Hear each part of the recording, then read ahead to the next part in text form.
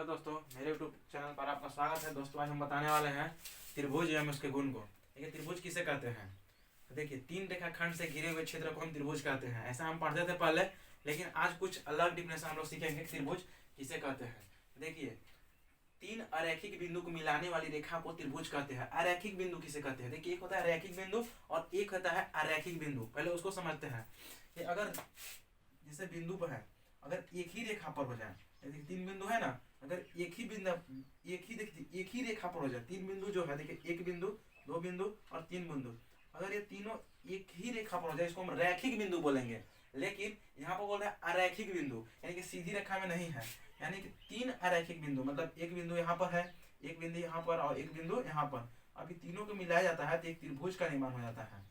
वही बोल रहा है कि तीन अरैखिक बिंदु को मिलाने वाली रेखा को क्या कहते हैं, त्रिभुज कहते हैं। यानी कि यहाँ पर देखिए, एक बिंदु यहाँ पर होगा और एक बिंदु यहाँ पर होगा और एक बिंदु यहाँ पर होगा, ये अरैखिक बिंदु है। तो त्रिभुज का डिफिनेशन क्या हो गया कि तीन अरैखिक बिंदु को मिलाने वाली रेखा को क्या कहते हैं, हम लोग त्रिभुज कहते हैं। अब आइए जानते हैं कि एक त्रिभुज में क्या क्या होते हैं। आइए समझते हैं। एक त्रिभुज दिया हुआ यहाँ पर ABC और त्रिभुज है। त्रिभुज में क्या क्या होते हैं, इसमें तीन शीर्ष होते हैं। किसी भी त्रिभुज में तीन शीर्ष होते हैं। शीर्ष क्या होते हैं, तो देखिए जो कोण होते हैं वही शीर्ष होते हैं। यहाँ पर देखिए, यहाँ पर A एक शीर्ष है, B एक शीर्ष है और C एक शीर्ष है। तो त्रिभुज ABC में तीन शीर्ष बिंदु हैं। कौन कौन से हैं, A, B और C हैं। अब देखिए, किसी भी त्रिभुज में तीन भुजाएं होते हैं। हम बोलते हैं कि तीन रेखाखंड से घिरे हुए क्षेत्र को त्रिभुज कहते हैं। तो इसी प्रकार से देखिए, तीन भुजा होते हैं। जो AB एक रेखाखंड है, एक प्रकार का भुजा है, BC एक प्रकार का रेखाखंड है, EB एक प्रकार का भुजा है, और जो AC है, AB एक प्रकार का रेखाखंड है AC।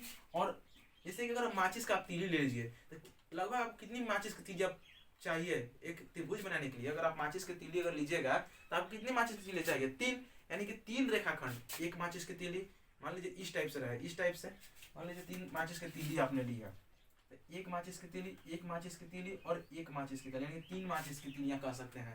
इसी प्रकार से किसी भी त्रिभुज में तीन भुजाएं होती हैं।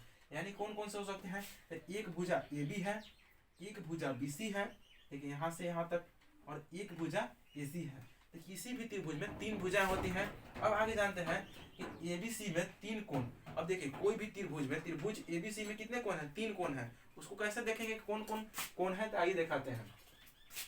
अगर जैसे कि यहाँ पर कोण ABC लिखा गया है, यानी कि किस कोण की बात कर रहा है, हम बीच वाला से देखेंगे। क्या से देखेंगे, बीच वाला से। यानी कि अगर कहीं पर लिखा है कि त्रिकोण, यहाँ पर कहीं पर अगर लिखा कहीं आप लोग को मिलेगा तो बीच वाला से पढ़ने की कोशिश कीजिएगा। जैसे कि यहाँ पर लिखा है कोण ABC, यानी कि इस कोण की बात किया हुआ है। अगर यहाँ पर लिखा है कोण BAC, यानी कि ये कोण की बात किया गया है। अगर कहीं पर लिखा हुआ है कि कोण BCA, यानी कि कोण इसका बात किया गया है। तो किसी भी त्रिभुज में देखिए तीन कोण होते हैं। देखिए यहाँ पर है 1, 2 और 3।